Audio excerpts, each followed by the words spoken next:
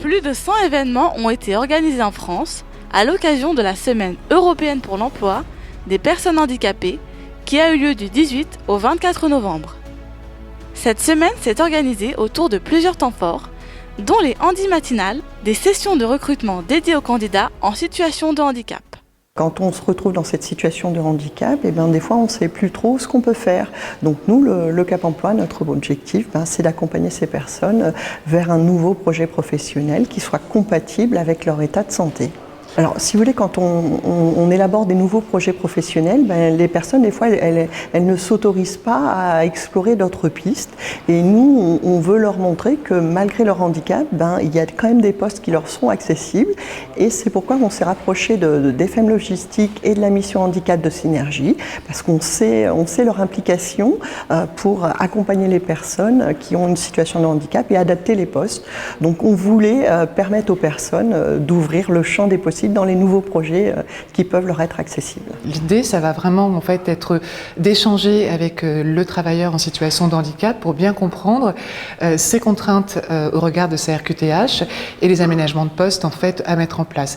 C'est vraiment en fait tout le travail de la mission handicap Synergie, c'est notre expertise métier.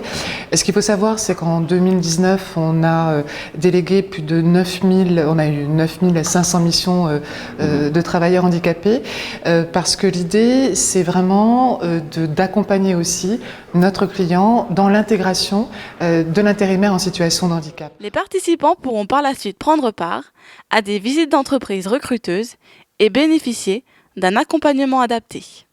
Nous, on connaît les contraintes physiques de notre métier, donc que la personne soit en situation de handicap ou pas, c'est une contrainte pour la personne. À elle de nous dire quand on présente le poste, quand on explique notre métier, c'est un échange et la personne, elle doit nous dire si c'est possible ou pas. Je vous ai expliqué, les colis sont dans des racks, tout ce qui est au sol, vous le prenez.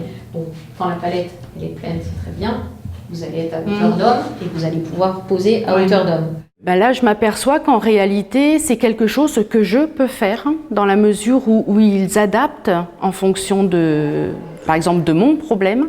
Le travail va être adapté pour que je puisse être recrutée.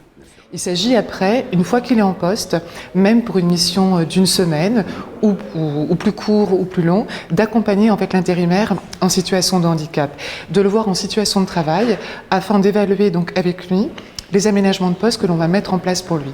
C'est la clé du succès en fait, pour après être sur un emploi, je dirais, pérenne, puisque ce qu'on veut, c'est transformer l'essai. Les entreprises, souvent réticentes à embaucher des handicapés, ont ainsi pu laisser leurs préjugés de côté. Les participants handicapés pourront, eux, avoir davantage confiance en l'avenir.